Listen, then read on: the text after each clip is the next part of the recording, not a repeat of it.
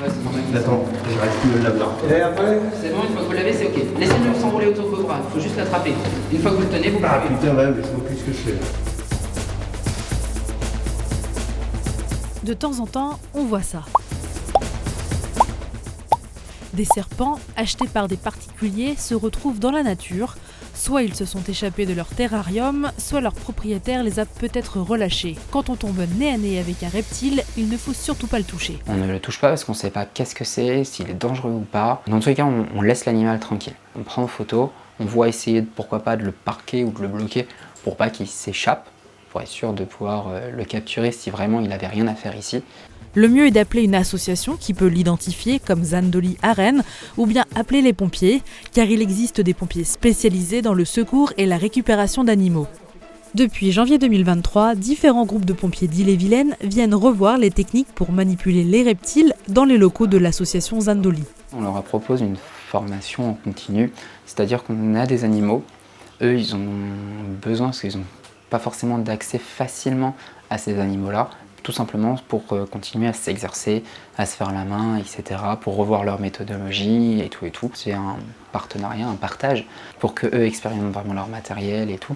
Et au moins, ça permet qu'ils aient régulièrement des formations pour intervenir plus facilement et de manière beaucoup plus sécuritaire le jour où ils sont appelés sur une intervention pour ces animaux-là. Après une première session théorique, les pompiers ont des sessions pratiques au contact des animaux. Mais faut pas que tu hésites vraiment à l'attraper, tu vois, même là au niveau des épaules. Ouais, tu lui fais pas mal là. Non, Non. tranquillement, et après tu plaques. Voilà.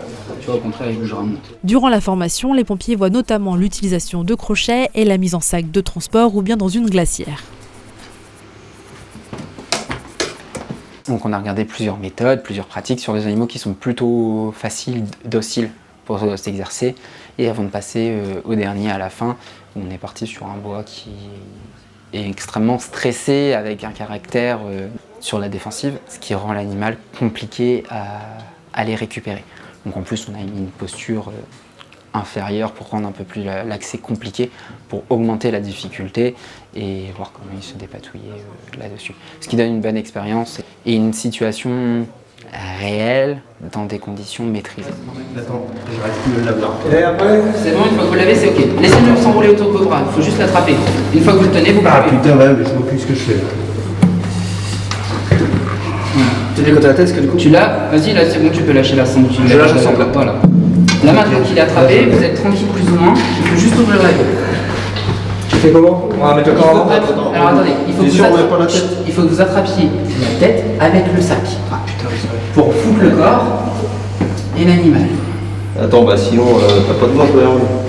Bon, de toute façon, je le tiens, vas-y. Parce que si vous lâchez l'animal, il va rebondir du sac.